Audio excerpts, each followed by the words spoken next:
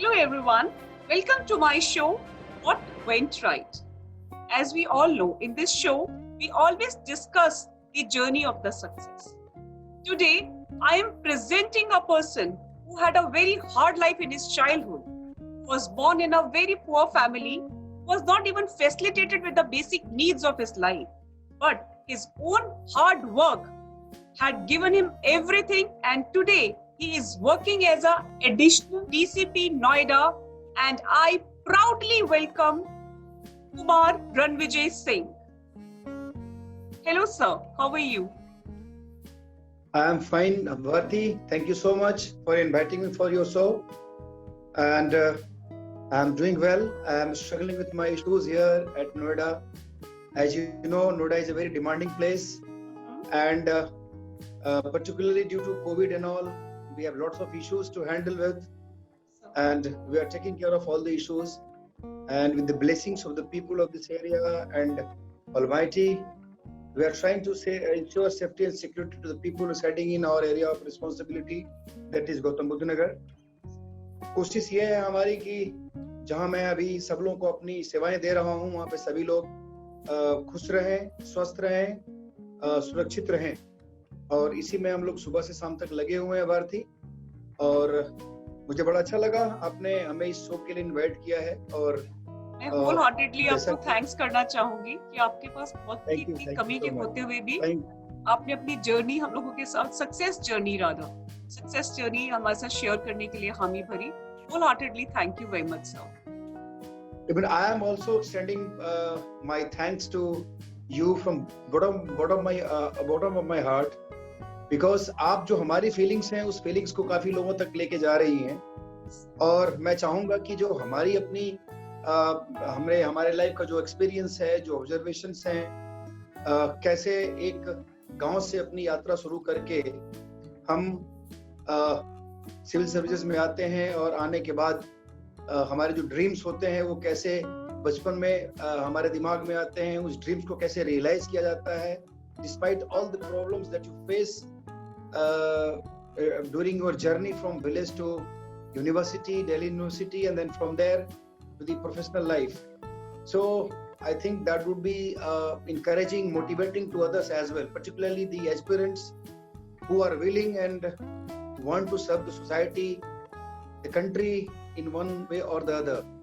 So I should rather thank you and your team and your channel, your program, and all those people who are going to assist you that way, that you have given me this good opportunity to share my feelings, my experiences, my observations with the rest of the country. Thank you very much. It's my pleasure, sir. It's all my pleasure. Sir, before we proceed with the conversation, मेरा first question होगा कि जो लोग history से बहुत ज़्यादा जानकारी रखते हैं, history से अच्छे से जानते होंगे चंपारण के बारे में। चंपारण कोई नया नाम नहीं है इस देश के लिए। चंपारण से नोएडा तक का जो आपका सफर रहा, मतलब एक छोटी सी जगह चंपारण जहाँ गांधी जी ने अपना रेवोल्यूशन शुरू किया पूरा का पूरा, वहां से आपने एक अपना जिंदगी का रेवोल्यूशन शुरू किया, और वो शुरू होते होते आज नोएडा तक पहुंचा। कैसा रहा आपका ये सफर? कितना संघर्ष किया आपने सफर के? भारती, मेरे पास कहने के लिए बहुत कुछ है। बहुत लंबी यात्रा थी ये। लंबी इसलिए थी कि डिस्टेंस बड़ा नहीं था, लेकिन जो हमारा डिटर्मिनेशन था, जो हमारी ड्रीम्स थे, वो बहुत ही ऊंचे थे, और उसको लेकर के जो यात्रा हमें गांव से शुरू करनी पड़ी वो टफ तो होनी ही थी। मैं आपको बताऊं कि चंपारण क्रांति की धरती रही है। बापूजी 1917 में चंपारण में आए, और उन्होंने तिनकटिया जो एक ऑपरेसिव रेवेन्यू सिस्टम थी फार्मर्स के अगेंस्ट में, उसके लिए उन्होंने आंदोलन किए, और उस आंदोलन से वहां का पूरा जनमानस प्रभावित हुआ, और वहां के कण कण में कुछ कर्म गुजरने की जो एक लालसा लोगों में जगती है, जगी है, मैं भी उसी का एक उदाहरण हूँ। हम लोग को भी लगा कि हमें भी कुछ जज्बा पैदा हुआ कि हमें भी कुछ अपने देश के लिए करना चाहिए। जिस तरह से हमारे उस क्षेत्र के महान क्रांतिकारियों ने महात्मा गांधी का साथ दिया और साथ देने के बाद बापू ने इस देश को आज़ादी दिलाई। उसी तरह से ऐसा लगता है कि वहाँ की तमाम जो परेशानियां लोकल में हम लोगों ने देखी थी, फेस की थी, तमाम तरह के बोटलनेक्स वहाँ के डेवलपमेंट ग्रोथ में थे, उन सभी चीजों से लोगों को आज़ादी दिलाने के लिए अपने क्षेत्र, अपने गांव, अपने समाज और पूरे राज्य और देश के लिए कुछ कर गुजरने का जो जज्बा हम लोग में भी वहाँ की उस क्रांतिकारी धरती से पैदा हुआ और उसको लेकर के उस जज्बे के साथ हमने चंपारण से अपनी यात्रा शुरू की। बहुत ही डिफिकल्ट यात्रा थी, लेकिन पारिवारिक संस्कार, समाज के लोगों का आशीर्वाद, मोटिवेशन, प्रेरणा और वहां से एक बहुत कुछ करने की जो लालसा और जज्बा दिमाग मन में पैदा हुआ, वो लेकर के हम चले और जितनी परेशानियां आती गई वो सभी उसके सामने एक तरह से डिसिपेट होती गई, अंदर खत्म होती गई और सबको ओवरकम करते हुए सबसे पहले तो मैं दिल्ली विश्वविद्यालय तक आया और दिल्ली विश्वविद्यालय तक अपनी पढ़ाई की। पढ़ाई करने के बाद जब हम लोगों ने वहाँ के लोगों से इंस्पायर होकर के सिविल सर्विसेज की तैयारी करी, आज मैं जहाँ हूँ, ये सब मेरी दृष्टि है, आत्मविश्वास, लोगों के ब्लेसिंग्स, माय फैमिली मेंबर्स के ब्लेसिंग, मेरे पेरेंट्स के ब्लेसिंग, मेरे परिवार के अन्य लोगों की ब्लेसिंग्स, मेरे चाचा जी की ब्लेसिंग और बाकी जो हमारे परिवार के आसपास के सभी लोग थे उनके ब्लेसिंग्स के चलते आज मैं यहाँ पे हूँ। मैं चंपारण टू नोएडा की यात्रा को दो पार्ट में बताना चाहूंगा। Champaran to Delhi university and then from Delhi university to Noida. क्योंकि दिल्ली यूनिवर्सिटी से जो नोएडा की यात्रा है वो कंप्लीट प्रोफेशनल रही है, वो प्रोफेशनल लाइफ का एक डिस्क्रिप्शन होगा। और जो यात्रा हमारी चंपारण से मेरे गांव हीरा छपरा से शुरू हुई, वो और वहां से लेकर के दिल्ली विश्वविद्यालय की यात्रा, वो मुझे लगता है कि थोड़ा सा ज्यादा बृहद रूप से शेयर करना इम्पोर्टेंट होगा। मैं आपको बताना चाहूंगा कि वहां पे हमारे जब वहां पढ़ते थे तो there was no facility as such. You rightly said that we did not have the electricity supply in our village that time. We did not have good connectivity from rest of the country also. We had this what is called kacha sadak there in our area, and we had all difficulties during the rainy season. But कुछ नहीं, वहाँ के आसपास से मैं अपनी पढ़ाई शुरू की, बगल के हाई स्कूल में एडमिशन लिया, गांव में 5वीं तक पढ़ाई करी। गांव के स्कूल में आपको विश्वास नहीं होगा, हमारे पास बिल्डिंग्स भी नहीं थी। हम जब पढ़ते थे तो पेड़ के नीचे बैठ के पढ़ते थे और जो सैक्स होते हैं, सैक्स बिछा करके उस पर पढ़ा करते थे। फिर वहां से रात में लालटेन जला करके पढ़ा करते थे।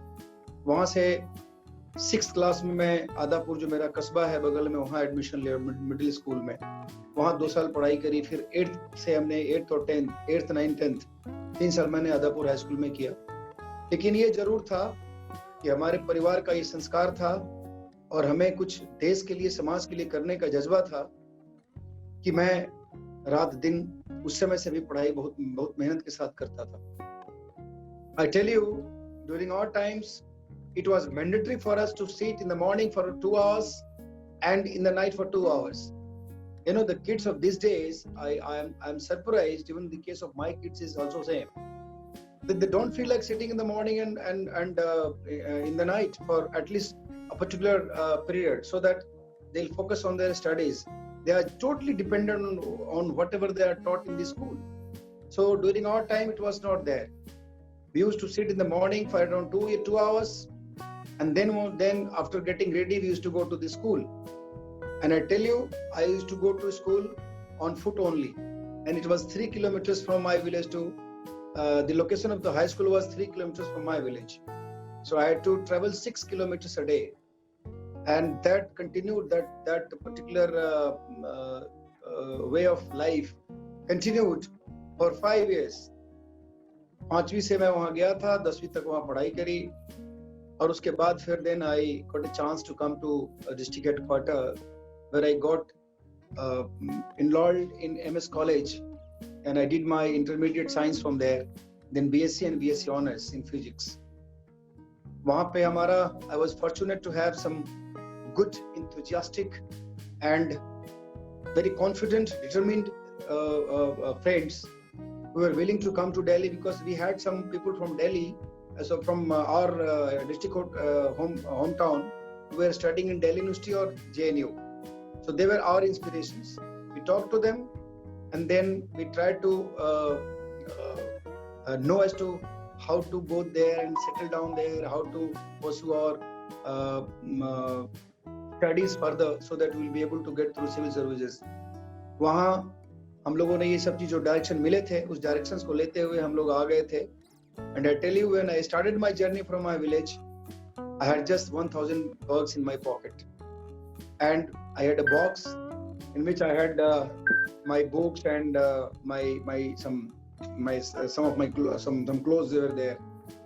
लेकर के वहाँ पहुँच गए दिल्ली में कहाँ जाना है, कहाँ रुकना है, that all was decided in the train only.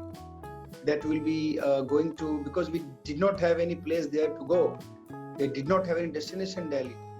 So we decided that we will be going to our MP's house. Mudkarji used to be our MP, and we went there to his residence. We settled down in his garage, because there was no place. There's all the rooms in the house, as well as some rooms in that premises was occupied by the people from our area only. वहाँ पर कुछ भी नहीं था, and तो garage बचा था, तो गैरेज में हम लोग सेटल हो गए. हम लोग 4-5 लोग थे, सभी उसी में सोना शुरू कर दिए. And then we came to that Delhi university area. Delhi university में आकर के फिर वहाँ पे हम लोगों ने, वहाँ उसी एरिया में लोग बताते थे कि काफी एरिया से कॉलोनीज हैं जहाँ पे रहने को जगह मिलता है. फिर वहाँ पे इंदिरा विहार था. इंदिरा विहार में हम लोगों को भी जगह मिली. So after say 10-15 days, we settled in the Indira Vihar in flat number 420, a very interesting number. That was Kalraj house. So that was Kalraj house. We settled there, and we started our journey for civil services. And I tell you, we were studying for more than 14-15 hours. It was a competitive environment there amongst ourselves, that who will sleep early. So the person who used to sleep early used to feel very bad that I slept early today. This guy is still continuing, they're still studying. So that is how we were inspiration to each other. And finally, I was the luckiest of the whole lot, that I got a chance to get admission in Delhi University. I joined MA Philosophy there. And then from there, I was more luckier to get a seat in the hostel also. I got an accommodation in the hostel. One of the PG hostels, that is Guare Hall, the Majestic Hostel. The hostel which was named after the first Vice Chancellor, the founder Vice Chancellor of Delhi University, Sir Maurice Guare, sir. So I got a chance to stay in that hostel. I was so lucky. And I tell you, that was the turning point of my career. Joining Guare Hall was the turning point, because till then it wasn't sure that I'll be so competitive for this civil service examination, and I'll be getting all supports there. I never knew that. But when I joined there, the whole situation changed, and I saw people working for civil service like anything. I found most of them studying for 14-15 hours, and that also inspired me a lot. We had some seniors who were there to guide us as to which subject to be taken as an optional, to which subject should be opted for as an option for prelims and for mains. ये सब चीज उन लोगों के साथ share कर रहा था. काफी अच्छा माहौल मिल गया मुझे, और मैं वहाँ ज्वाइन किया. वहाँ उसी फ्रेम में मैं भी शामिल हो गया, जिसमें सब लोग लगे हुए थे दिलो जान से. मैं भी दिलो जान से लग गया, और उन लोगों के डायरेक्शंस, उन लोगों के इंस्ट्रक्शंस, उन लोगों के गाइड्स हम लोगों के लिए इतने जबरदस्त हुए कि I owe everything to them and that Majestic Hostel. Ma'am, that is a place where my heart stays, because whenever I go to Delhi, I make it sure that I'll go and visit my hostel. I love that place. I lived my life in Delhi University in Guare Hall as It was my home. It was my second home. And आपको मैं बता दूं कि dedication इतना था कि शायद साल में कभी एक बार घर आ जाए तो आ जाए, अदरवाइज घर जाते भी नहीं थे। जिंदगी पूरी 4-5 साल 6 साल उसी हॉस्टल में कटी, और वो हॉस्टल जीवन के उस पर्टिकुलर फेज ऑफ लाइफ का इतना इम्पोर्टेंट विटनेस है कि वो जानता है कि दिल में क्या क्या उतार चढ़ाव चल रहे थे। उस हॉस्टल के एक ईंट को पता है कि कैसे कैसे सिचुएशन सामने आए, और सबको हम लोगों ने दरकिनार करते हुए, सबको पीछे ढकेलते हुए कैसा जज्बा पैदा किया उस इन्वायरमेंट ने, जिसने मुझे यहाँ तक पहुंचाया। And I owe everything to that place only. There's a place for my worship. People say that temple is a place where God lives and you go to the temple to worship. Gwar Hall is my place of worship. मुझे लगता है कि मुझे ग्वार hall ने सब कुछ दिया, और आज भी I am so actively involved with the affairs of the hostel that if I start explaining that is another story altogether. I am part of the alumni association there and very active member. We have very senior bureaucrats as alumni. तो बड़ा अच्छा लगा। उसके बाद से हम लोगों ने सिविल सर्विस की तैयारी शुरू करी, और उस सिविल सर्विस की तैयारी में मौका मिला। ये ऐसे पुलिस की जो नौकरी मैंने यूपी में ज्वाइन की, मेरी तीसरी नौकरी है। इसके पहले मैं राजस्थान प्रशासनिक सेवा में गया। Then I got through Bihar state services. My rank was 4th year. I got deputy collector. I became SDM there in Bihar. But somehow due to some personal reasons I couldn't stay there for long, though I wanted to serve my own state also. But somehow there were some circumstances that brought me to this uniform service in Uttar Pradesh. I joined Uttar Pradesh Police Services. तो यहाँ तक एक यात्रा हमारी एक अलग थी, और यहाँ से यात्रा शुरू होती है जो नोएडा में गई। ये पूरा का पूरा प्रोफेशनल फेज था मेरे लाइफ का, जब मैं ट्रेनिंग एकेडमी से अपना सब कुछ प्राप्त करने के बाद एक पुलिसमैन के रूप में मेरी सबसे पहली पोस्टिंग अलीगढ़ में हुई।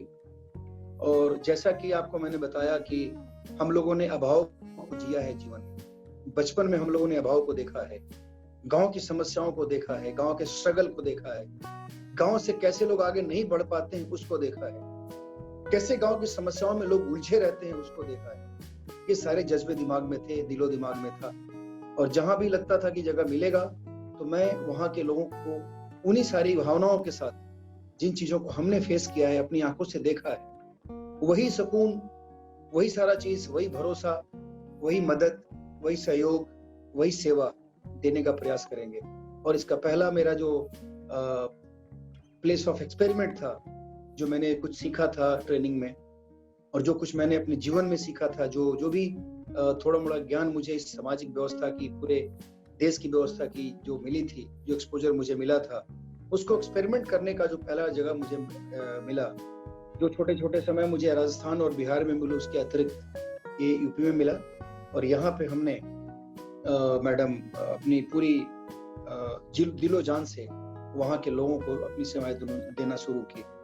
बहुत सारे चैलेंजेस वहाँ पे आए, और सारे चैलेंजेस को बड़ी बखूबी, चूंकि सेटिस्फेक्शन मिलता था, लगता था कि चलिए आज मुझे मौका मिला है, जिन चीजों को हमने देखा है, जिसके लिए हम ललायत होते थे, दूसरे पर डिपेंड करते थे, आज वो करने का मौका मुझे मिला है। हमारे यहाँ जब मैं अपने गांव में रहता था, वहाँ पे जब पुलिस आती थी, वहाँ पे जब लोगों के साथ जिस तरीके का भी बर्ताव होता था, वो जब हम लोग देखते थे, जब उनकी समस्याएं रिजॉल्व नहीं होती थी, जब लोग बार बार चक्कर काटते थे, तो सारी चीजें दिमाग में थी। तो मैं ये जरूर कहूंगा इस पॉइंट पे कि हम लोग का जो अनुभव जो गांव से शुरू होता है, जो व्यक्ति गांव के सारे दुख और सारे दुविधाओं, सारी परेशानियों को समझ करके इस जगह पे पहुंचता है, वो वाकई भावनात्मक रूप से और लोग जो बाकी जगहों से आते हैं उनसे जरूर थोड़ा सा ज्यादा जज्बा उसमें रहता है। और यही चीज मुझ में थी, मैं ऑन रिकॉर्ड आपके साथ शेयर कर रहा हूँ। और अलीगढ़ के डिफरेंट प्लेसेस में मेरी पोस्टिंग हुई, और उसके बाद पूरा जनपद जैसा कि मेरा घर हो।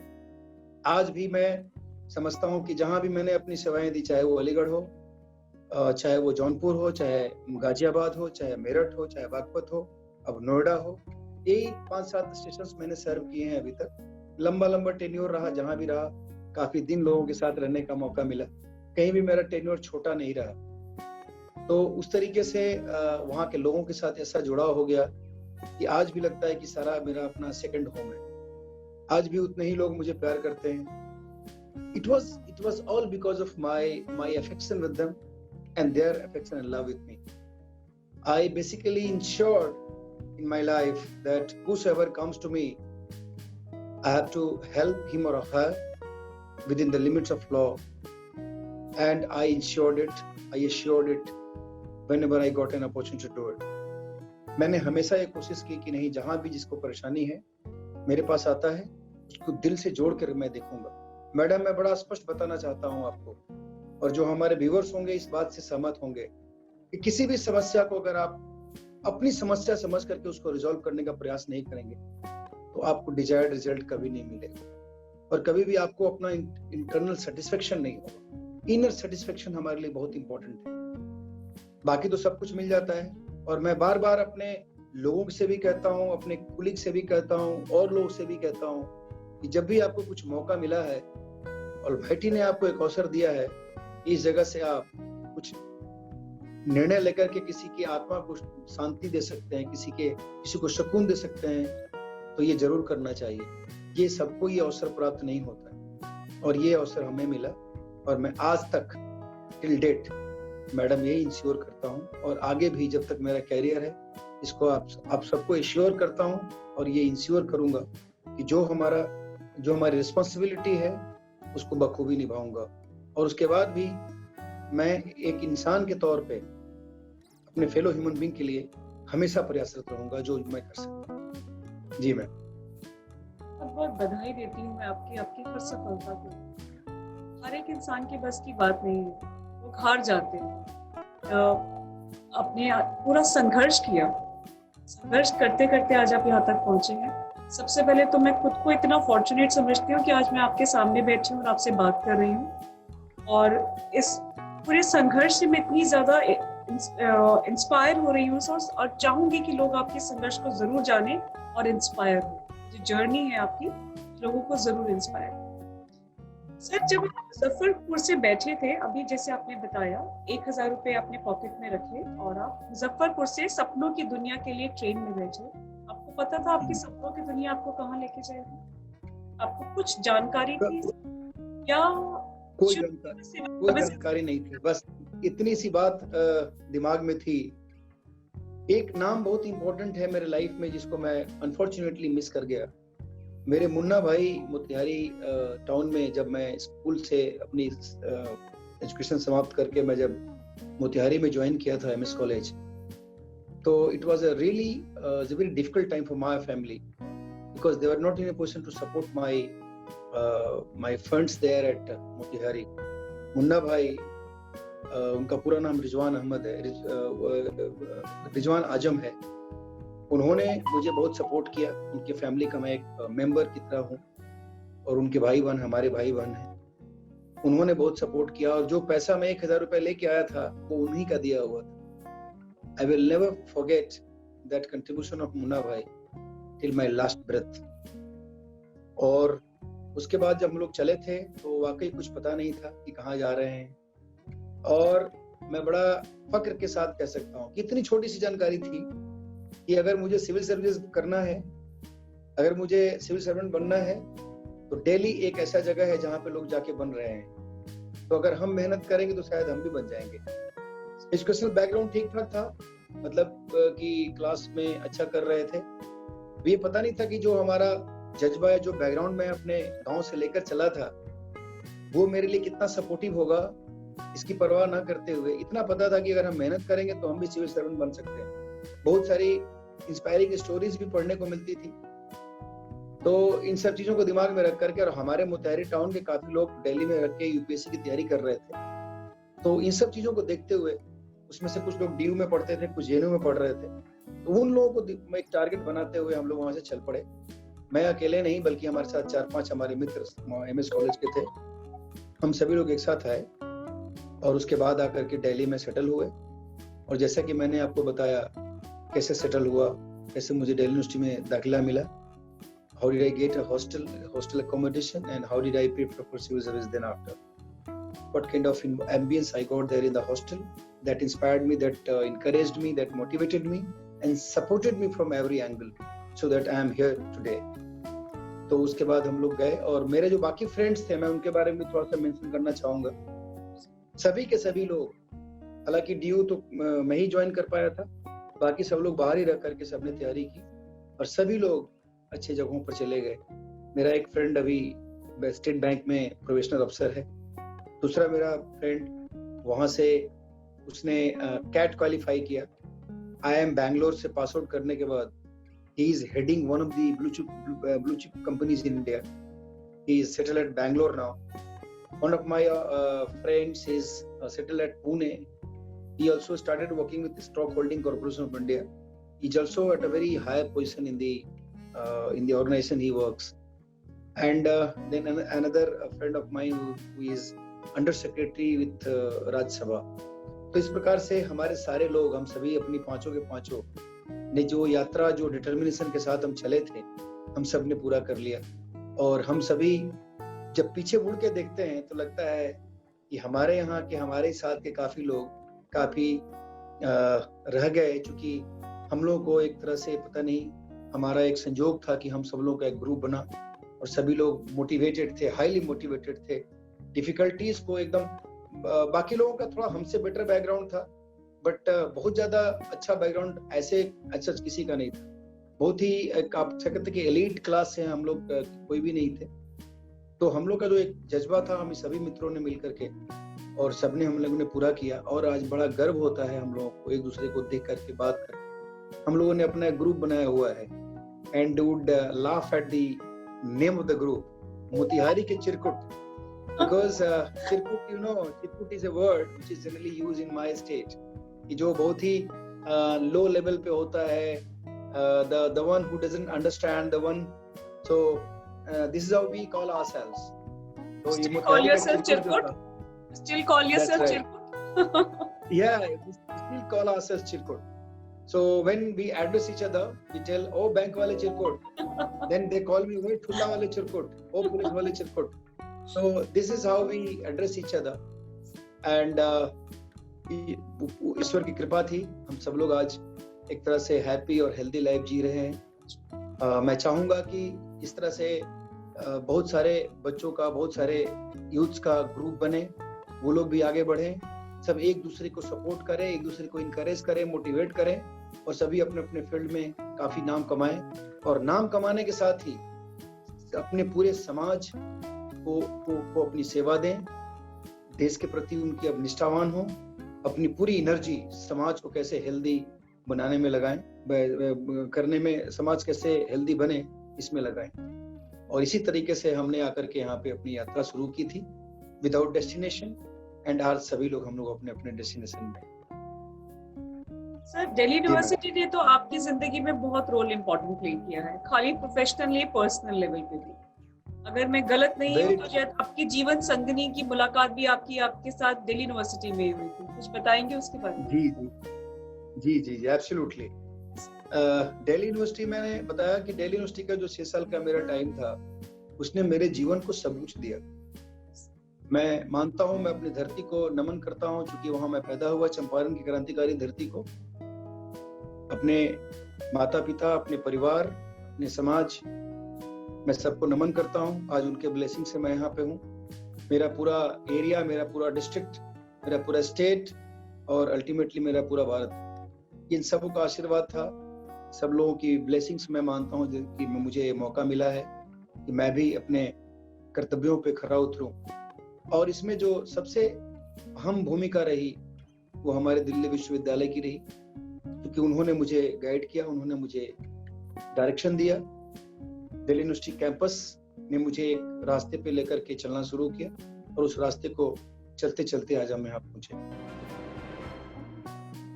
दूसरा जो इम्पोर्टेंट चेंज लाइफ का होता है, जैसे कि आप किसी लाइफ पार्टनर को देखते हैं, मिलते हैं, वही मुझे दिल्ली यूनिवर्सिटी ने ही दिया। हालांकि हम लोग जानते थे पहले से, चूंकि हमारे जो फादर इन लॉ हैं, वो हमारे MS कॉलेज जहाँ मैं पढ़ाई किया था, वहाँ पे प्रोफेसर थे और मैथ्स के प्रोफेसर थे। और मेरी जान पहचान उस फैमिली से थी, उसके बाद जब मैं यहाँ पे दिल्ली यूनिवर्सिटी ज्वाइन किया तो जो आज मेरी वाइफ है उनका भी एडमिशन दिल्ली यूनिवर्सिटी में हो गया था, आईपी कॉलेज में थी। और एक इंटरेस्टिंग संजोग ये भी है कि आज मेरी बेटी भी उसी आईपी कॉलेज को ज्वाइन की है और आईपी कॉलेज के साथ एक विशेष लगाव हो गया है उस कॉलेज से भी। और मेरी वाइफ से मुलाकात पहले से थी, फिर हम लोगों ने एक दूसरे को बहुत करीब से जाना और उसके बाद एक अपना निश्चय भी था और उस निश्चय को हम लोगों ने पूरा भी किया। हम एक दूसरे को कोऑपरेट करते रहे, एक दूसरे को मोटिवेट करते रहे। मेरे साथ बहुत सारे टफ हार्ड टाइम्स भी आए। जब एग्जाम्स आप देते हैं, नहीं क्वालिफाई करते हैं तो टाइम बड़ा टफ होता है। वैसे टाइम में भी ऐसे टाइम भी लाइफ में आए वहाँ पर, और वहाँ पे हमारे वाइफ का सहयोग मिला, काफी मोटिवेशन मिलता था। मोटिवेशन और इनकरेजमेंट से ही कभी हार नहीं मानी, लगातार लगे रहे। और लगने का परिणाम ये रहा कि बाद में जब, हालांकि पर्टिकुलर टाइम में थोड़ी सी निराशा जरूर हुई थी, लेकिन बाद में जहाँ जहाँ भी एग्जाम दिया हर जगह क्वालिफाई किया। मैं राजस्थान एडमिनिस्ट्रेटिव सर्विसेज में पहले ज्वाइन किया। I served in Rajasthan for 2 years. From there I went to Bihar because I stood fourth in the Bihar State Services examination. I got deputy collector there and I was posted at a place called Navada for around 8-9 months. And there were some regions that I was compelled to leave my own state, and I shifted to Uttar Pradesh and joined this uniform services here. तो इस तरीके से जीवन में कुछ कुछ ये हुआ। और उसके बाद जब मैं नौकरी ज्वाइन कर लिया राजस्थान में, तो जिसको हमने लाइफ पार्टनर के रूप में सिलेक्ट किया था, we decided to just start our journey as a couple, and then we got married in 2001 and then from there I went to Rajasthan, I served there, we were living together. The life in Rajasthan was also not that easy because I was in allied services there, and then from there when I went to Bihar, there also I spent around 4-5 months for administrative training. Then from there I went to Nevada, there I stayed for around 8-9 months. So this whole time was not that cool and comfortable, and I didn't have the feeling of settling down, that I settled down. This feeling was no more there in my head that time, because I thought I'm still in process of doing something else in life. ऐसा feel हो रहा था। और finally जब मैंने यहाँ UP join किया तो लगा कि नहीं, this is my last destination now. I mean बाद में करियर में और क्या होगा that I do not know, but अब तक मुझे लगा कि नहीं, अब ठीक है, अब सेटल होना है यहीं पर। तो उस तरीके से I am still here and I join Uttar Pradesh services in 2004, and for the last 15-16 years I have been serving the state of Uttar Pradesh.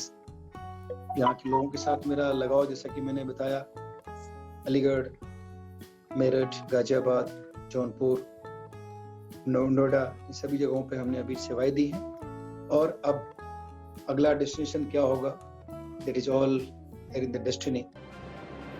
और यही प्रयास रहेगा कि जिस तरीके से, जिस जज्बे के साथ मैंने इस सर्विस को ज्वाइन किया, जिस ऑनेस्टी के साथ, जिस डिटर्मिनेशन के साथ, और जो समस्याएं मैंने खुद देखी है, मैं हमेशा चाहता हूं कि उन समस्याओं से जब भी मुझे मौका मिले मैं दूसरे को उबारूं, मतलब दूसरे को उस समस्या से निजात दिलाऊं। और इसी के लिए मैं स्ट्रगल कर रहा हूं। आई एम स्टिल स्ट्रगलिंग, और बहुत जबरदस्त तरीके से स्ट्रगल कर रहा हूं। जी सर, कोई ऐसा केस जो आपने सॉल्व किया हो और वो एक केस स्टडी बन गया हो बाकी लोगों के लिए? आप इतनी सर्विसेज दे चुके हैं, आप जौनपुर में थे, you were in Rajasthan, as you said, you were in Ghaziabad. So इतनी सारी सर्विसेज, इतनी सारी जगह पे आप देते रहे हैं, बहुत सारे केसेस में इन्वॉल्व रहे होंगे आप। कोई ऐसा केस जो बाद में केस स्टडी बन गया हो, जिसके ऊपर बाद में बहुत लोगों ने जिसके ऊपर काम किया हो, कुछ ऐसा आपको याद है? देखिए, ऐसे तो अगर मैं कहूँ तो जितने सारे सिस्टम्स में मैंने काम किया, जहां जहां भी मुझे मौका मिला, सभी जगहों पर कुछ ना कुछ ऐसे चैलेंजेस तो खैर पुलिस की नौकरी में एवरीडे है, और खास करके जब आप मैनेजर लेवल पे होते हैं, आप गेस्टेड रैंक में होते हैं, तो आपको बहुत सारे चैलेंजेस, बहुत सारे रिस्पॉन्सिबिलिटीज आपको फेस करने होते हैं, स्पेशली तो है ही, चैलेंजेस काफी फेस करने होते हैं। और उसी में बहुत सारे एग्जांपल्स हैं जो बहुत नोटिसेबल हैं, और मुझे लगता है कि मेरे दिमाग में, मेरे जहन में एकदम हमेशा याद रहते हैं। जैसे कि अलीगढ़ की पोस्टिंग में हम लोगों ने बहुत सारे क्रिमिनल्स को एलिमिनेट किया वहाँ, जो क्रिमिनल्स एक तरीके से समाज के लिए बहुत ही डेंजरस थे, उन सबको हम लोगों ने एलिमिनेट किया। उसी के साथ वहाँ पर हमने एक फेक करेंसी का बहुत बड़ा रैकेट पकड़ा था। मैं आपको बताना चाहूंगा कि उस समय का सबसे बड़ा कैच था उत्तर प्रदेश के लिए। लगभग 14-15 lakhs of fake currency we recovered from one place called Charra. And then while working on that gang, I basically discovered two sources, two places from where the fake currency was entering into India. And most important of them was, of these two was that Malda Kaliachak border, from where there were some people who were involved in smuggling of fake currency. और उसको हम लोगों ने एक तरह से bast किया, और उस गैंग को हम लोगों ने पकड़ने के लिए बहुत सारे स्ट्रगल किए। और उस गैंग को पकड़ने के बाद जो उस गैंग के इनपुट्स हमको मिले, आज भी हमारी एजेंसी उसके ऊपर काम करके जो फेक करेंसी का एक रैकेट हमारे इंडिया में एंटर करता है या चलता है, उस सारे रैकेट पे हमारी एजेंसीज काम कर रही है। उस समय हमने एक जो हमारा वो मालदा टाउन से जो एंटरिंग पॉइंट था फेक करेंसी का, उसको हम लोगों ने बस्ट किया था, और दूसरा बीरगंज जो नेपाल बॉर्डर था उसको किया था।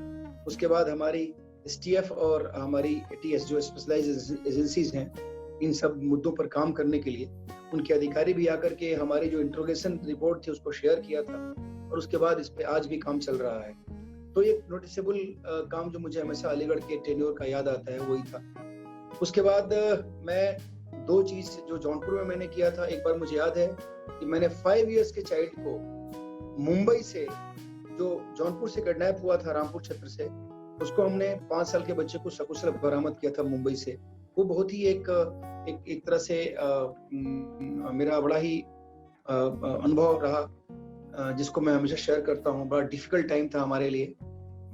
My mother was not well that time. She was hospitalized in SCPGI Lucknow. So I had to ask my brother to just go and look after her. And then I had to focus on this case because I saw the tears in the eyes of the parents. And that was so touchy that I thought that no, I should focus on this case and my brother will take care of my mother. So that way I focused on that and I got that boy recovered from Mumbai. तो वो चीज एक मुझे याद आता है। एक मुझे याद है कि वहाँ पे एक टीचर का किडनैपिंग हुआ था। उस किडनैपिंग को भी हम लोगों ने रनिंग, उसको गाड़ी से लेके जा रहे थे, तो हमारी टीम उनके पीछे हम लोगों ने इस तरीके से लगाया था, और टेक्निकली हम लोगों ने इतना जबरदस्त तरीके से वॉच किया कि वहाँ के लोकल पुलिस के सपोर्ट के से हम लोगों ने मुंबई पुणे हाईवे के आसपास उनको रिकवर किया था। तो वो केस हमेशा हमें याद आता है। उसके अलावा बहुत सारे छोटे छोटे गैंग्स हम लोगों ने वहाँ बस्ट किए थे, और एक बहुत सेंसेशनल डबल मर्डर हुआ था, उसको भी हम लोगों ने बड़े तरीके से वहाँ से उसको वर्कआउट किया था, जिसमें हम लोगों ने पूरी टीम को लेकर के, मैं आसनसोल में खुद रहा था और वहाँ से हमने गैंग्स को बस्ट किया था। तो एक तो जौनपुर की 3-4 कहानियां मुझे हमेशा याद रहती है। सिमिलरली मैं गाजियाबाद की स्टोरी को स्पेशल तरीके से बताना चाहूंगा कि मैं जब गाजियाबाद में पोस्टेड था, तो मिसिंग चिल्ड्रन के जो पेरेंट्स थे, उनके दुख दर्द को देखते हुए, उसकी बहुत लंबी कहानी है, बहुत सारी चीजें उस समय थी जिसको मैं आपको बताऊंगा तो काफी टाइम लग जाएगा।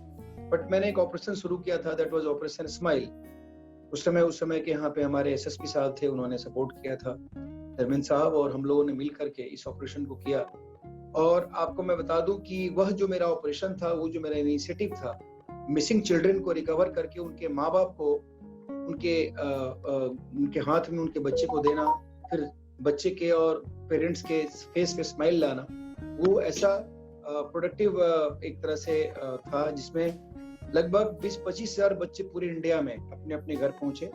गवर्नमेंट ऑफ इंडिया ने इस पूरे ऑपरेशन स्माइल के सारे एसओपी को अडॉप्ट कर लिया और पूरे देश में इसको इम्प्लीमेंट कराया गया। आज भी ये ऑपरेशन मुस्कान के नाम से हमेशा साल में 2-3 साल जरूर चलाया जाता है पूरे ऑल इंडिया लेवल पे। अभी भी ऑपरेशन मुस्कान का एक फेज स्टार्ट हुआ है हमारे नोएडा में भी, जैसा कि पूरी इंडिया में स्टार्ट हुआ है तो यहाँ भी होगा। माननीय तत्कालीन होम मिनिस्टर साहब श्री राजनाथ सिंह जी के द्वारा हम लोगों को प्रोत्साहित भी किया गया था, उनका आशीर्वाद भी काफी मिला था। हालांकि उस समय मुझे याद है कि इस ऑपरेशन को ऑल इंडिया बनाने में हमारे उस समय के जो ओएसडी साहब थे, बीके सिंह साहब जो आजकल एडीजीपीएससी हैं, उनका बहुत बड़ा योगदान था। सर ने मुझे होम मिनिस्टर साहब से मिलवाया, इंट्रोड्यूस कराया। फिर उन्होंने एक तरीके से पूरे ऑल इंडिया, हम लोगों ने रिक्वेस्ट किया था कि अगर गाजियाबाद पुलिस इतने बच्चों को रिकवर कर सकती है तो पूरे देश की पुलिस वाले अगर लग जाएंगे, जो भी मिसिंग चिल्ड्रन का केस है वो सब रिजॉल्व हो जाएगा, सारे बच्चे अपने घर वापस चले आएंगे। और बहुत सारी चीजें उसमें हुई। मैडम मेनका गांधी जी उस समय विमेन एंड चाइल्ड डेवलपमेंट मंत्री थी, उनका भी हम लोग को सहयोग मिला। मैडम से हमने बहुत सारी बातें शेयर की। तो इस तरह से ट्रैफिकिंग वाले इशू पर ऑल इंडिया लेवल पे बहुत बड़ा एक काम हुआ था, तो वो मुझे हमेशा याद आता है। ऐसे तो अगर आप मुझे कहेंगे तो घंटों उसी पे हम आपसे बहुत सारी चीज शेयर कर सकेंगे। तो फिर उसके बाद में जब सारी चीजें सारे हमारे दिल में है, तभी आप जब भी कहेंगे मैं एकदम एक एक चीज मुझे ऑन टिप्स है और हमेशा याद रहता है। फिर उसके बाद मैं मेरठ गया। मेरठ में भी हमारे, मेरठ तो आपको पता है थोड़ा सा कम्युनली सेंसिटिव टाउन है, डिस्ट्रिक्ट है। वहाँ पर बहुत सारे इस तरह के मौके आए जहाँ खुद खड़ा होकर के हमने बहुत सारे इश्यूज को हैंडल किया। वहाँ के लोगों का प्यार और स्नेह इतना था कि मैं जहाँ भी खड़ा हो जाता था वहाँ पर मुझे लगता है कि 5-7 हजार 10 हजार का क्राउड हो, तो जब एक बार मैं हाथ जोड़ लेता था तो शायद सब लोग अपने अपने घरों को वापस चले जाते थे। तो ऐसी स्थिति हमने, मतलब मुझे लगता है कि 10 टाइम्स हमने मेरठ में किया होगा। मेरठ के लोगों के साथ ऐसा मेरा लगाव है कि लगता है मेरठ मेरा घर है। मुझे कभी कोई अगर अपॉर्चुनिटी मिल गई कि मेरठ जाना है तो लगता है कि मैं अपने घर जा रहा हूँ। तो इस तरह का प्यार और इस तरह का स्नेह मुझे वहाँ के लोगों से मिला। हर गली में, हर कुचे में, हर जगह जहाँ भी चला जाता हूँ सब लोग गले से लगाते हैं मुझे। मैं भी उन लोगों को अपना मानता हूँ सबको। फिर उसी प्रकार मुझे बागपत में इलेक्शन, जो पिछला पार्लियामेंट इलेक्शन था, उसका मौका मिला। शैलेश पांडे जी हमारे साथ एसपी थे वहाँ। हम दोनों ने मिलकर हिस्टोरिकल इलेक्शन कराया। चूंकि बागपत का इलेक्शन बड़ा टफ माना जाता है, लेकिन उसको भी हम लोगों ने एकदम स्लैपलेस, वहां पर थप्पड़ भी नहीं चली, और उसको हम लोगों ने कंडक्ट कराया। अभी नोएडा में आया हूँ। नोएडा में आने के बाद मैं एसपी रूरल ज्वाइन किया था।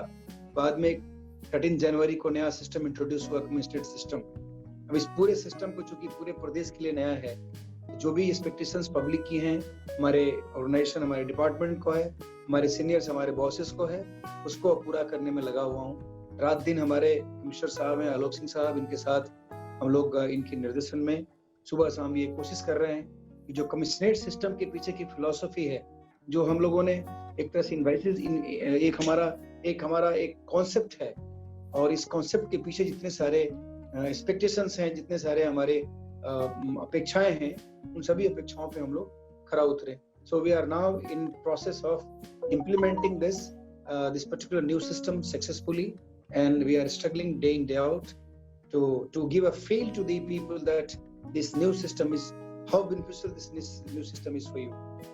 तो ये न्यू सिस्टम को हम लोग कर रहे हैं। अभी कोविड-19 का टाइम आया, it was such a struggling time for us, but you go and talk to the people of Noida. सारे लोगों ने कंधे से कंधे मिला के हमारे साथ काम किया। हम लोगों ने सबको सेफ्टी और सिक्योरिटी दी है। बहुत ही अच्छा लगता है जब हम लोग ये कहते हैं।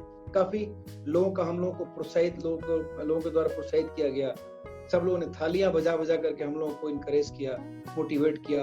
और हम लोग भी पूरे इस कोविड-19 के टाइम में कितना स्ट्रगल पुलिस वाले के लिए होगा, आप इमेजिन नहीं कर सकते। तो उसको अपना भी बचाव करना है, और फिर अपनी जनता, अपनी जो जिसकी सेवा में हम लगे हैं, उसका भी बचाव करना है। कैसे लोगों को फोर्सफुली घर के अंदर रखना है, उनको बाहर नहीं निकलने देना है। लॉकडाउन के सारे गाइडलाइंस कैसे इंप्लीमेंट करने हैं, एक एक दिन, एक एक मोमेंट याद है। बड़ा डिफिकल्ट टाइम रहा हमारा। उसी समय एक और भी नोटिसेबल एक वाकया हुआ, जब मैं एक सूचना हमें मिली बरेली एसएसपी साहब से कि एक महिला यहाँ पे हाई स्टेज ऑफ प्रेगनेंसी में है, उनके पति वहीं लॉकडाउन में नोएडा में फंसे हैं, उनको यहाँ पहुँचवाना है। अब वो भी एक अलग कहानी है, बट इतना शॉर्ट में बताना चाहूंगा कि किस तरह से मैंने उनको लोकेट करके उनको उनके घर पहुंचवाया। और वो दोनों वो दंपति इतने मेरे लिए उनका एक तरह से मुझे एक क्या कहते हैं उसको, शुभकामनाएं दी गई, गिफ्ट दिया गया कि उन लोगों ने अपने जो नवजात शिशु पैदा हुआ उसका नाम ही हमारे नाम पे रख लिया, तो उसका नाम रणविजय खान है। मुझे बड़ी खुशी होती है कि मैं पता नहीं कब तक हूँ इस दुनिया में, लेकिन मेरे बाद भी हमारा नाम किसी के साथ जुड़ा रहेगा, तो बड़ा अच्छा लगता है। तो इस तरह से समाज सेवा जब आप दिल और दिमाग से करते हैं, तो मुझे लगता है कि इस तरह की उपलब्धियां, इस तरह के प्रोत्साहन आपको जीवन में जरूर मिलते हैं। तो इस तरीके से हमारी ये जर्नी प्रोफेशनल लाइफ की अब तक रही और ये हमारी उपलब्धियां रही। Thank you.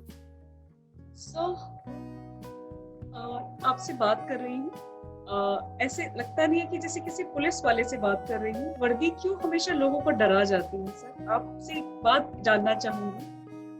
Law and order maintain करने की पूरी रिस्पॉन्सिबिलिटी पुलिस की है। हमारी कंट्री डेमोक्रेसी को फॉलो करती है ना, और एक बहुत बड़ा पिलर है जो पुलिस डिपार्टमेंट का जो रोल है वो बहुत इंपॉर्टेंट रोल कंसिडर किया जाता है। लेकिन अगर आप एक आम जनता के अगर भाषा में बात करेंगे, अगर जाके आप उनसे पूछेंगे कि पुलिस क्या है, तो वो एक डर क्यों है पुलिस के नाम पर।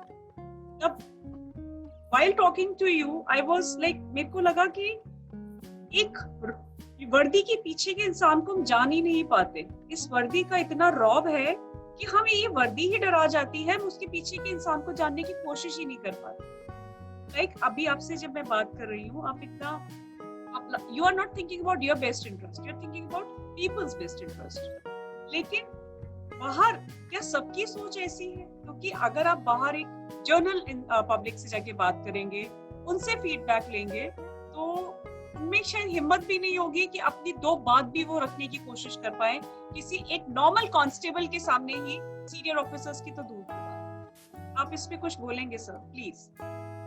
ये जो मैं एक चीज आपसे रिक्वेस्ट करूंगा, and I think it's a right platform for me as well that I will be able to convey my feelings with the fellow countrymen, that there are some misconceptions which are prevailing in our society about people in uniform. We are also insan, they are also human beings. Please try to be compassionate, and my personal experience is that if I serve them properly, if I play my role adequately, appropriately, as I have been loved by the people, everyone in uniform will be loved. And this is what this message I always try to convey to my team members and wherever I go. जो भी लोग मुझे मिलते हैं, मैं यही कहता हूँ, तुम दिल से इनकी सेवा करो ना। ये पत्थर तो चलाना दूर, गाली देना तो दूर, ये तुम्हें हमेशा अपने सर पे बिठा के रखेंगे। इनको भी इंसान समझो ना, इनको भी अपने परिवार का मेंबर समझो ना। जो भी आदमी तुम्हारे पास आता है, तुम्हारा काम जो दिया गया है ना, वो तो काम कराने के लिए वो दूसरे किसी के पास नहीं जाएंगे ना। अगर किसी के घर में चोरी होती है, किसी घर में डकैती होती है, किसी का मर्डर होता है, किसी के साथ अगर मिसबिहेव होता है, कोई बॉडी ऑफेंस होता है, तो वो किसी दूसरे एजेंसी के पास तो नहीं जाएंगे ना, हमारे पास तो आएंगे। इसलिए हमें उनके दर्द को समझना है। अगर हम उनके दर्द को नहीं समझेंगे, तो कभी भी हम उनको अप्रोप्रिएटली, एडिक्वेटली उनके मैटर को सॉल्व नहीं कर पाएंगे, उनको रिलीफ नहीं दे पाएंगे। और इसलिए तो हमें भेजा गया है, इसलिए तो हमें स्पेशल ट्रेनिंग दी गई है। तो मैं ये जो मानवता वाली बात है, जो इंसानियत वाली बात है, मैं समझता हूँ कि ये जितने लोग वर्दी पहन के बैठे हुए हैं, अगर मैं वर्दी खोल दूं तो मैं आपके घर का मेंबर हूँ, और मैं भी किसी घर के मेंबर ही हूँ। मैं वर्दी पहन करके आपकी सेवा कर रहा हूँ, क्योंकि वर्दी पहनने के बाद कुछ स्पेशल रोल डिफाइंड है जिसे हमें करना है। वर्दी पहनाने के समय मुझे कुछ स्पेशल ट्रेनिंग दी गई, ताकि कुछ पर्टिकुलर इश्यूज को रिजॉल्व करना है, उसके लिए स्पेशल ट्रेनिंग दी गई मुझे। इस तरीके से समस्याओं का समाधान करिए। बट इंसान तो हम है ही, there is a heart here. तो ये चीज हमको लगता है कि मिसकंसेप्शंस काफी हैं, और एक हमारे सिस्टम में जनरलाइज्ड थॉट है, परसेप्शन है, जिसे हमें चेंज करने की आवश्यकता है। मैं समझता हूँ कि हमारा जो पुलिस का जो बर्थ हुआ, वो बहुत ही सेंचुरी ओल्ड एक्ट से हुआ है, और उस समय जो पुलिस को क्रिएट किया गया, पुलिस ऑर्गेनाइजेशन बनाया गया, उसके कुछ अलग मोटिव थे, अलग ऑब्जेक्टिव्स थे। और बदलते हुए सिस्टम में हम जब एक डेमोक्रेटिक सोसाइटी बने, और डेमोक्रेटिक सोसाइटी में जो पुलिस का रोल है, उस रोल के बारे में जो पुलिसमैन थे उस समय से लेकर के अब तक लगातार ये बताया जाता रहा है कि डेमोक्रेटिक सोसाइटी है, उस सोसाइटी में आप पुलिसिंग का रोल कैसे आपको पुलिसिंग करनी है, ये समझना बहुत जरूरी है। और इसके लिए मैं समझता हूँ कि जहाँ भी ट्रेनिंग सेंटर्स हमारे हैं, एकेडमीज हैं, वहाँ पे एक तरह से बहुत ही प्रॉपर तरीके से एडिक्वेटली उनको कोच किया जाता है, बताया जाता है, ट्रेन किया जाता है। तो धीरे धीरे चीजें काफी बदल रही हैं और मैं समझता हूँ कि थोड़ा सा एक जो आप फील करेंगे कि हम लोग लॉ इन्फोर्समेंट में हैं, लॉ इन्फोर्स करते हैं, तो अनफॉर्चुनेटली हमारे यहाँ लॉ को मानने की, लॉ को कंप्लाई करने की जो एक आदत है, जो सोच है, वो बहुत एक तरीके से अपेक्षित स्तर का नहीं है। आपने खुद रियलाइज किया होगा, हमारे यहाँ लोग बार बार पनिशमेंट देने के बाद भी गलतियां करते हैं, जानबूझ के करते हैं। आप ट्रैफिक रूल्स के वायलेशंस को ही देख लीजिए, चाहे कुछ भी हो जाए, हम बिना हेलमेट चलेंगे, जब किसी हेलमेट आपकी सुरक्षा के लिए, बिना सीट बेल्ट के चलेंगे, ट्रैफिक लाइट जंप करेंगे, इलीगल पार्किंग करेंगे, रॉन्ग साइड ड्राइव करेंगे, ये सब हमारे ट्रिपल राइडिंग करेंगे, हमारे बिहेवियर में है। तो इन चीजों को हमको लगता है कि जो लॉ इन्फोर्स करने वाले लोग हैं वो जरूर इनको रोकेंगे, इनको सजा देंगे, इनको उसके लिए जो भी पनिशमेंट प्रिस्क्राइब्ड है उस तक लेके जाएंगे। तो जो हम लेके जाते हैं, तो कोई भी आदमी अपने नेचर और अपने फीलिंग्स के अगेंस्ट में अगर कुछ भी होता है तो वो अच्छा नहीं लगता। तो हम तो चूंकि ऐसा काम करते हैं जो लोगों के विश के अगेंस्ट होता है, विल के अगेंस्ट होता है, फीलिंग्स के अगेंस्ट होता है, इसलिए लोग ऑटोमेटिकली थोड़ा सा नाराज तो हो ही जाते हैं। और ऐसे भी मैंने हमेशा ये बात बताई है कि हर इशू का, जो भी इशू पुलिस के पास आती है, वो सारे इशू का दो पहलू होता है, दो पक्ष होते हैं, एक गलत एक सही। हम जब सही वाले के साथ चलते हैं तो गलत वाला कभी अपनी गलती मानने को तैयार नहीं होता और हमें गलत कहता है। उसी तरह से जब हम गलत वाले को सपोर्ट करते हैं तो जो सही है वो ये कहता है कि गलत वाले को सपोर्ट कर रहे हैं, ये पैसा खा लिया इन लोगों ने और इसीलिए इनका सपोर्ट कर रहे हैं, तो वो गाली देता है। तो हर केस में एक पक्ष हमेशा हमारे खिलाफ रहता है। ये तो आप स्वीकार करेंगे इसको, and I think my listeners, the viewers will definitely agree to this, that yes, there are two parties of each and every case, and if I favor, if I take a stand with the right one, the wrong will allege us and vice versa. तो ये चीज तो चलता रहता है, ये तो चलता रहेगा, we can't help it. तो लेकिन उसके बाद भी अब धीरे धीरे चीजें इतनी बदलती जा रही हैं, खास करके ऑफिसर्स लेवल पे। देखिए, आप पुनः मुझसे पूछेंगे कि थाने लेवल पे जो चीजें हैं वो ठीक नहीं होती। आपका कहना जायज है और हम बार बार कहते हैं यस, और हम बार बार कोशिश भी करते हैं। और कभी भी अगर कोई आदमी गलती करता है उसको छोड़ा भी नहीं जाता। हमारे सबऑर्डिनेट्स अगर गलती करते हैं तो उनके लिए एकदम सीरीज ऑफ पनिशमेंट है, डिफरेंट पनिशमेंट्स भी हैं, डिफरेंट उनके कैजुअलनेस से। जो लीगल डूज डोंट्स हैं उसमें कहीं भी अगर कोई वायलेशन होता है उसके खिलाफ उनके खिलाफ कार्रवाई होती है। हम लोग उनको हमेशा टीच करते हैं, उनको रिफ्रेशर कोर्सेज से उनको ट्रेन करते हैं कि आपको सबसे इंपॉर्टेंट पॉइंट आपके दिमाग में रखना है, वो आपका ट्रस्ट और वो आपका बिहेवियर है। आपके प्रति लोगों का विश्वास नहीं है, ट्रस्ट डेफिसिट है। आप इसको फुलफिल करिए, इस डेफिसिट को खत्म करिए, लोगों से प्यार से बात करिए। कोई व्यक्ति आता है, उसको आपने ढंग से बात कर लिया तो आधी समस्या का समाधान बेचारे का वही हो जाता है। That you have to take care of, that you have to ensure. और मुझे लगता है कि अगर ये चीजें हर थाने, हर चौकी में जितने हमारे फर्स्ट रिस्पॉन्डर्स हैं, जो हमारे कटिंग एज पे लोग हैं, जिनका पब्लिक इंटरफेस ज्यादा है, जो हमारे फोर्स का 80% 85% कंस्टिट्यूट करते हैं, जो सड़कों पे रहते हैं, जो पेट्रोलिंग यूनिट्स में रहते हैं, जो हमारे थानों पे रहते हैं, फर्स्ट रिस्पॉन्डर के रूप में कोई भी इशू पहली बार उनके पास आता है। अगर उनका बिहेवियर ठीक हो जाए तो जो ये परसेप्शन जिसके बारे में अभी आपने हाईलाइट किया कि डर क्यों लगता है, ये सारा चीज खत्म हो जाएगा। और मैं बता दूं कि मेरा अपना जो पर्सनल एफर्ट रहा है वो केवल और केवल ये रहा है कि मैं पब्लिक परसेप्शन को चेंज करूं।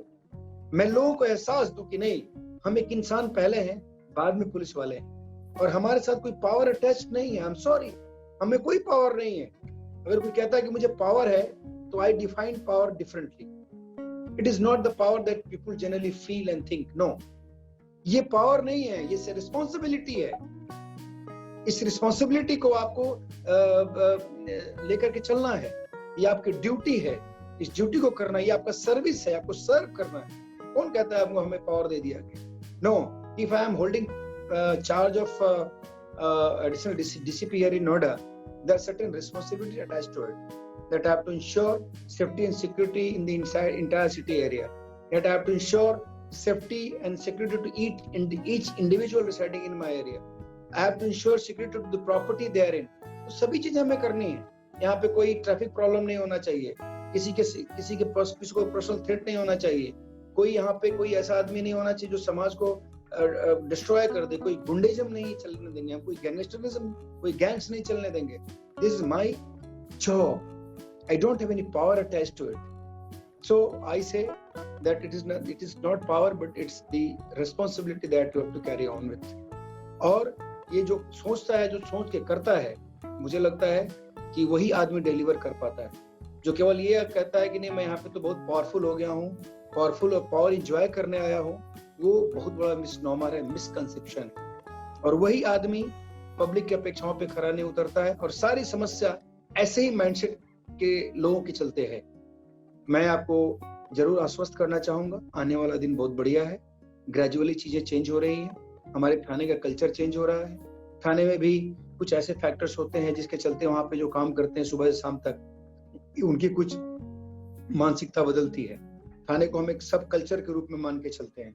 कुछ चीजें वहां हमेशा प्रिवेल करती हैं, वही चीज बार बार जनरेशन बाय जनरेशन उसमें एक तरह से आती जाती है. तो ये चीज मैं समझता हूँ कि वो भी चीज हम लोग चेंज कर रहे हैं. रिसोर्स से पूरी तरह से हम लोग अब उसको एक तरह से भर रहे हैं, रिसोर्स दे रहे हैं. तो जो एक थॉट वहाँ पे डेवलप होती है, जो नेगेटिविटी आप थाने चौकियों में जाने के समय देखते हैं, वो चीज धीरे धीरे खत्म हो रहा है. और आने वाले समय में अब दिखेगा कि बहुत अच्छा बिहेवियर मिलेगा लोगों को. और ये अब ग्रेजुअली लोगों का परसेप्शन भी चेंज हो रहा है. कोविड-19 के समय का देख लीजिए, 6-7 मंथ्स पब्लिक क्या समझती थी पुलिस को, कैसे समझती थी पुलिस को, और पुलिस पब्लिक को कैसे समझती. That is an example for others to see as to what kind of relationship we were enjoying during that time.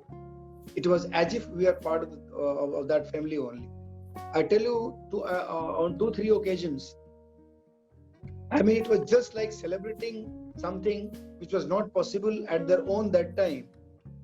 You know, there was one lady who got retired from I do not know the ministry government of India, and she was missing her day of retirement, day of superannuation.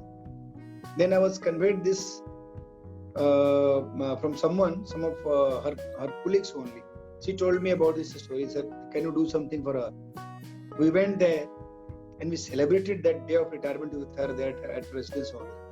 And she was so amazed and surprised that can police do this? The police do this also? ये चीज हमने feel किया है, ये चीज 62 में हमने feel किया है.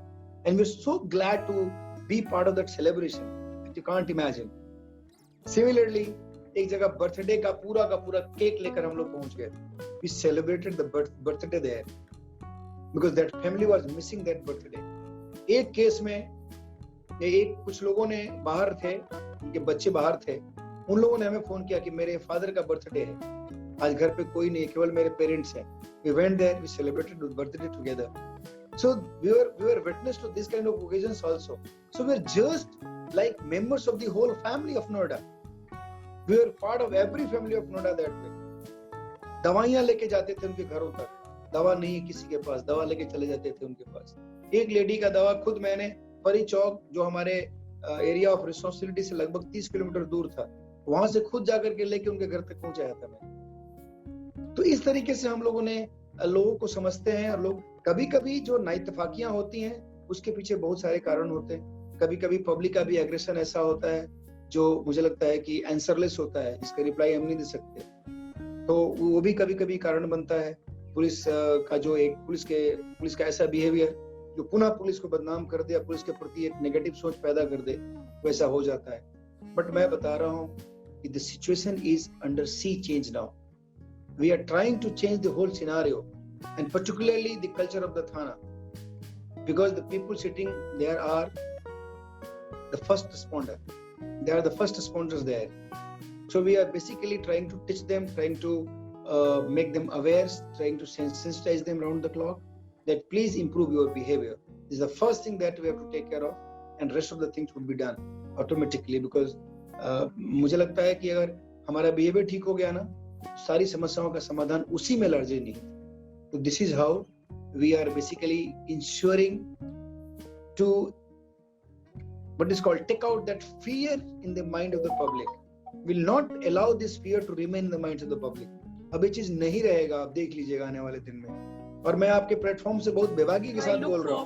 I really look forward कि वो दिन आए जब एक आम इंसान पुलिस वाले के साथ खड़ा होकर अपनी समस्या को शेयर करता है। लेकिन आज भी कर रहे हैं मैम, आज भी कर रहे हैं। I'll definitely tell you, आज भी कर रहे हैं। आज 112 की सर्विस है, देखिए लोग बहुत फ्रीली अपनी बातें शेयर करते हैं। 1090 हमारी वुमेन पावर लाइन है, महिलाएं अपनी सारी बातें लोगों को बता रही हैं। अभी मिशन शक्ति हमारे माननीय मुख्यमंत्री जी ने यहाँ स्टार्ट किया है, इसमें सारी महिलाएं अपनी बात को बताने के लिए थाने पहुंच करके स्पेशल महिला डेस्क बना है। वहाँ इतना बढ़िया इन्वायरमेंट बनाया गया है, हर बात अपनी शेयर कर सकती है, क्योंकि पूरा का पूरा वहाँ का जो माहौल है वो महिलामय है। मीन्स हमारी lady constables, soft spoken, soft skill वाली महिला कांस्टेबल्स और सब इंस्पेक्टर्स हम लोगों ने वहाँ बैठाया है। आज ही मैं अपने सेक्टर 20 के थाने में पढ़ रहा था, और एक मैडम का फीडबैक लिखा हुआ था उसमें कि I am amazed to see the smiling desk here where the problem the women are heard. So this is how the things are changing now. तो ये चीज बदल रहा है मैम। अब इंटरेक्शन में कोई दिक्कत कभी नहीं आएगी। You can go to any thana very freely. अगर आपको लगता है कि आपकी बात, चाहे आप मेल ही हैं, आपको लगता है कि नहीं हमारी बात वहाँ जो मैडम बैठी हैं वो ज्यादा तरीके से सुन सकती हैं, तो गो देयर ओनली, आप वहां जाकर अपनी बात बता दीजिए। तो इसलिए अब माहौल पूरा बदलता जा रहा है, और देखिएगा बहुत ज्यादा टाइम नहीं लगेगा।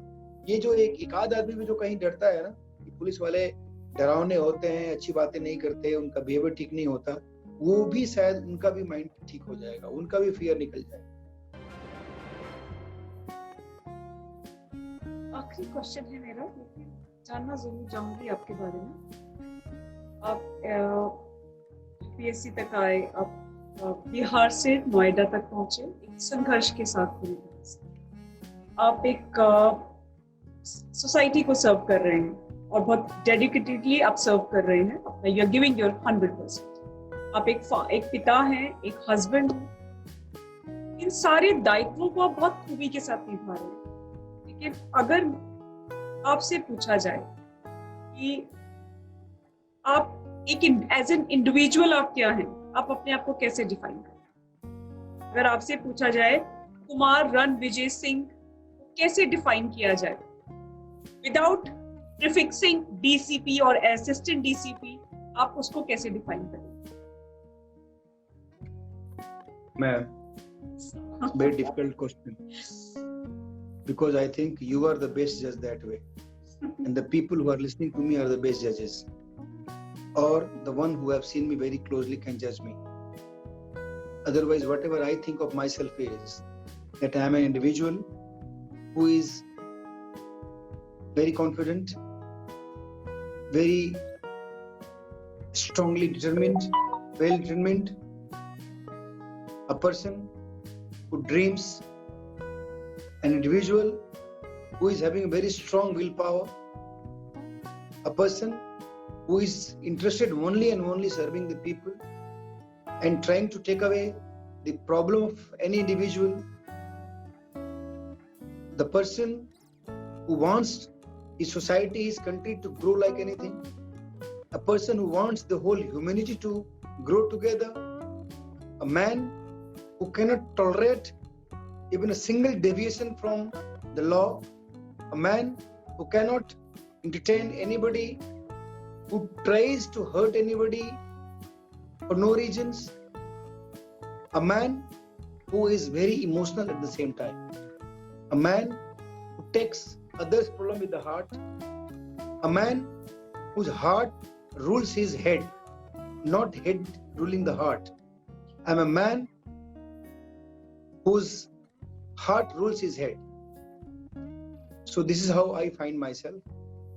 And जितने लोग मुझे अभी तक जीवन में मिले, सभी लोग अच्छे लोग मिले हैं। कुछ difficult experiences and tough experiences life के रहे हैं, बहुत भावुक क्षण भी जीवन में आए हैं, लेकिन उनके बारे में मैं बहुत ज्यादा नहीं कहना चाहूंगा।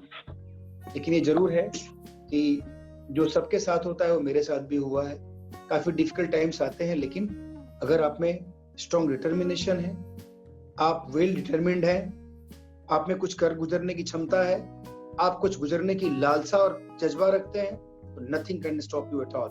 This is my strong conviction, and with this conviction only I am here, I am what I am today. तो ये मैं जरूर कहना चाहूंगा अपने नेक्स्ट जनरेशन को भी कि बदल डालो पूरी समाज को, सिस्टम को, जहां भी कमियां दिखती हैं उसको चेंज कर दो. And this power, you possess that power. You don't require to depend on others. You can make changes. मैं तो बार बार ये कहता हूँ, मैं जहां भी जाता हूँ मैं कहता हूँ आई एम द इंडिविजुअल. लोग कहते हैं कि आप इतने सारे कॉल्स कैसे ले लेते हैं, आप इतने लोगों की बात कैसे सुनते हैं, आप एक एक आदमी की समस्याओं में 10-10 मिनट का टाइम क्यों देते हैं. हम बोले कि तो फिर मेरा काम क्या है. अगर कोई व्यक्ति मेरे पास आता है ये मान करके कि इस लेवल पे मेरा प्रॉब्लम रिजॉल्व हो जाएगा, तो मुझे तो उसकी हर बात सुननी पड़ेगी ना. वो यहाँ तक क्यों पहुंचा, हमारे नीचे बहुत सारे लोग बैठे हुए हैं, उन लोगों ने इसकी बात को प्रॉपर्ली क्यों नहीं सुना. तो मुझे जब इस तरह की फीलिंग डेवलप होगी तो मुझे लगता है कि मैं लगातार सबकी समस्याएं सुन करके, और मुझ में इतनी शक्ति है कि मैं राउंड द क्लॉक लोगों की बात सुन करके जितना मैक्सिमम हो सकता है सबको मैं करूं, और मैं कर सकता हूं. तो अगर मैं कर सकता हूं तो why not you. Everybody can do wonders, provided you do have that confidence, you are determined so, and you have some aim and objectives. Yes, but your means has to be very very clear and honest to achieve an end. ये चीज बहुत important होना चाहिए madam. और मैं समझता हूँ कि मैं आपकी इस प्लेटफॉर्म को ये इसलिए अपने इतना इमोशनल होकर के यूज भी कर रहा हूँ कि मैं देख रहा हूँ कि समाज में बहुत सारे डेविएशंस हैं, और खास करके आज के समय में मैं देखिए इंटरनेट के चलते हम और आप एक दूसरे से जुड़ करके काफी देर से बात वार्ता कर रहे हैं. ये बहुत बड़ा एक आसान हो गया. नहीं तो हमको फिजिकली बैठ करके आमने सामने, इसमें आपका टाइम और स्पेस और सब चीज का लॉस होता. लेकिन आज देखिए हम लोग, आप अपनी जगह बैठे हैं, मैं अपनी जगह बैठ करके हम कन्वर्सेशन कर रहे हैं, और आपके माध्यम से हमारी बातें पूरी दुनिया में पहुंचेंगी. तो मेरा ये कहना है, मैं बहुत क्लियरली बताना चाहता हूँ कि इस युग में आपको बहुत डिसिप्लिन भी करने की आवश्यकता है. आजकल के बच्चे सुबह से शाम तक उनका स्क्रीन टाइम उनके जीवन के किसी भी टाइम से ज्यादा हो गया, स्कूल टाइम से ज्यादा हो गया, उनके बुक टाइम से ज्यादा हो गया. और इसी के चलते मैं समझता हूँ काफी डिविएशंस हो रहे हैं. हम लोग अपने ऑफिस में बैठे रहते हैं, तरह तरह की समस्याएं इंटरनेट इंड्यूस्ड आती रहती हैं, with the misuse of electronic gadgets आती रहती हैं. Parents come to us with difficulties of the kids, like they're hooked to the internet or say mobiles. They, once we take it from them, they start resisting and reacting. Situation becomes worst in the family. There are misuse of all apps and all which are very commonly used with the smartphones. तो कितनी problems आ रही हैं. तो इस particular युग में हमें लगता है कि बहुत केयर और कॉशन के साथ हमें अपने जीवन को आगे बढ़ानी चाहिए. और मैं आपके माध्यम से सारे जो हमारे लिसनर्स हैं, व्यूअर्स हैं, आप लोगों को बताना चाहूंगा कि अपने फैमिली पे जरूर ध्यान रखें. क्योंकि पुलिस में खास करके मैंने खुद रियलाइज किया है कि बहुत बरसों तक मैं बाहर रहा हूँ.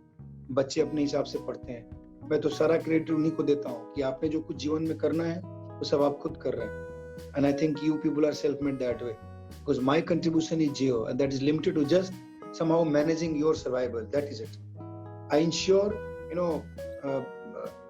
their food both the times and proper clothing, and so that they can live comfortably. This is what I am doing. Nothing more than that. Whatever they're doing at academics or anything in their life is because of them, and of course my better half. She is basically commanding them, and she is taking care of them only. तो ये सब चीजें हैं, और मुझे लगता है कि एक सिविल सर्विस में आने के बाद एक बहुत बड़ा ये अपॉर्चुनिटी है कि हम कुछ दें, फील कराएं लोगों को. और खास करके जो हमारे पुलिस परिवार के लोग हैं, मैं उनको कहना चाहूंगा कि देख लीजिए आज इसी इंटरव्यू में कितने सारे ऐसे क्वेश्चंस आते हैं जो लगता है कि भाई हम वाकई दिल से ऐसा नहीं सोचते, लेकिन दुनिया सोचती है. तो इस दुनिया की सोच को हमें बदलने के लिए बहुत सारे काम करने पड़ेंगे, बहुत सारे ऑपरेशन स्माइल करने पड़ेंगे.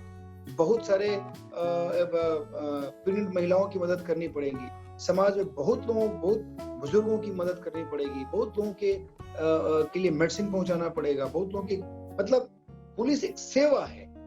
इस सेवा को भी हमें, अपने सेवा भाव को जरूर अपने दिमाग में रखना चाहिए। हम लोग सेवक कहे जाते हैं, पब्लिक सर्वेंट हैं, हमें सेवा देनी है। जहां भी अगर हमारे दिमाग में मास्टर की फीलिंग आएगी, बॉसिज्म की फीलिंग आएगी, पावरफुल एंटिटी की फीलिंग आएगी, तो मुझे लगता है कि you'll not be able to grow, you'll not be able to do justice to your job. Yes, ma'am. Sir आपका बहुत बहुत शुक्रिया करना चाहूंगी।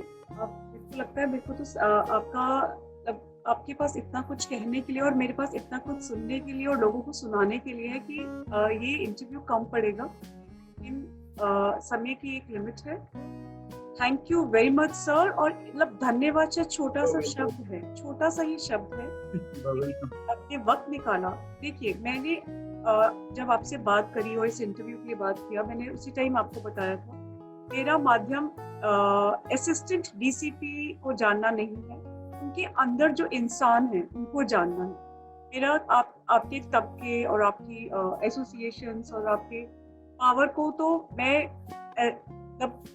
दूर से ही जान सकती थी, लेकिन मैं आपको जानना चाहती थी, एज अ पर्सन जानना चाहती थी, और आप एज अ पर्सन लोगों को दिखाना चाहती थी। जैसे हम लोग हैं, जैसे हम फीलिंग्स रखते हैं, जैसे हमारी इमोशंस होती हैं, like what we feel as a human being.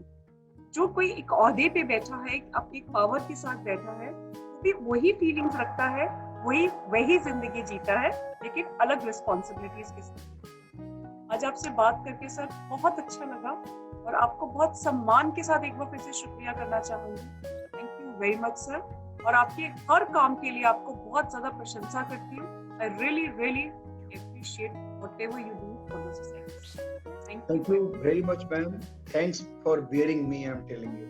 Yes. मैं अपनी फीलिंग्स शेयर करने में मैं सही बताता हूँ कि मैं एकदम भाव विह्वल होकर बातें करता हूँ। और मैं एक चीज जरूर आपसे माफी मांगना चाहूंगा, अपने व्यूअर से माफी मांगना चाहूंगा कि अगर मैं अपनी फीलिंग शेयर करने में, बिकॉज मैं किसी क्वेश्चन का आंसर नहीं दे रहा था, मैं अपनी फीलिंग्स, जो हमने बहुत सारी चीजें हमारे अंदर भरी हुई हैं, उसको मैं बाहर लेकर के आप लोगों के सामने आया। और मुझे लगता है कि जिस तरीके से जीवन यात्रा हमारी रही, जो यात्रा वृत्तांत हमारी, जो ट्रैवलॉग मेरा है लाइफ का, अगर और कोई भी उसमें से सुन करके कुछ चीजों को अपने दिमाग में, दिल में रख करके अगर एक आदमी भी अपने जीवन पथ पे आगे बढ़ता है, तो ये मेरे लिए बहुत सेल्फ सेटिस्फाइंग होगा, ये मेरा बहुत बड़ा अचीवमेंट होगा। इसलिए मैं भाव विह्वल होकर के अपनी बातें सब लोगों को बताना चाहता हूँ। इसमें कहीं कोई, किसी के लिए कोई बात अगर मैंने गलती से कह दी हो, या किसी की भावना को कहीं आहत पहुंच रही हो, तो मैं करबद्ध क्षमा प्रार्थी हूँ। और मैं हमेशा चाहूंगा कि हमारे देश का प्रत्येक नागरिक हमारे कम्युनिटी रिस्पॉन्सिबिलिटी को समझे, केवल इंडिविजुअल आई को नहीं समझे, आई से अलग हट करके समझे। हमें देखिए अपने आप को चेंज करना पड़ेगा। हम हमेशा बहुत सारे इश्यूज का सॉल्यूशन लॉ में ढूंढने चलते हैं, और जब हमें लॉ में सॉल्यूशन उसका नहीं दिखता तो हम एक लॉ बना डालते हैं, लेकिन उसके बाद भी समस्या ज्यों की त्यों पड़ी रहती। तो मुझे लगता है कि मेरा जो अपना ये 20 साल के सेवा का जो अनुभव है, वो यही कहता है कि हम सबको पहले खुद इंट्रोस्पेक्ट करना चाहिए, और आई से निकलकर बाकी चीजों पर हम फोकस करना शुरू करेंगे, तो हमें लगता है कि बहुत कुछ हमारे पूरे ऑटोमेटिकली, बहुत सारे इश्यूज हमारे रिजॉल्व हो जाएंगे। जो हमारी समस्याएं कहीं ना कहीं से किसी न किसी रूप में हमारे सामने आती हैं समाज में, उन सारी समस्याओं का समाधान स्वतः हो जाए। केवल आई से निकल के वी के लिए सोचने की जब जरूरत पड़ेगी, जब वी आई से निकल के वी सोचना शुरू कर देंगे, तब हम घर से बाहर जब निकलते हैं ना, तो समझते हैं कि एकदम फ्री हो गए, घर में डिसिप्लिन रहते हैं। लेकिन ये चीज ठीक नहीं है। हम घर में बेशक जैसे रहना है रहें, हम जैसे बाहर निकले, हमारा discipline should start from there only. और मुझे लगता है कि ये सब हम भारतीय अगर सोचेंगे ना, तो हमारे जो इश्यूज, जो हमें तरह तरह की समस्याओं का समाधान के लिए सोचना पड़ता है, ये नहीं होगा। इसीलिए मैं इतना अपने हार्ट से आप सब लोगों से निवेदन किया हूँ। और मैं चाहूंगा कि मैडम, आप इस तरह के चीजों को लेकर के, इस तरह के स्टोरीज को शेयर करिए, मैक्सिमम लोगों को कवर करिए। हमारी तरह अनजाने कितने ऐसे सेवक इस समाज में पड़े हुए हैं, आपको केवल आइडेंटिफाई करके, उनसे बात करके, उनकी फीलिंग्स को बाहर ला करके लोगों तक पहुंचाने की आवश्यकता है। ये बहुत बड़ी सेवा आपके माध्यम से लोगों के लिए होगी। Thank you very much. Thank you viewers, thank you listeners. आप सब लोगों का बहुत बहुत धन्यवाद और आपने मुझे बहुत देर तक सहा, मैं इसके लिए कृतज्ञ हूँ। Thank you very much. Thank you. जय हिंद सर। जय हिंद मैम।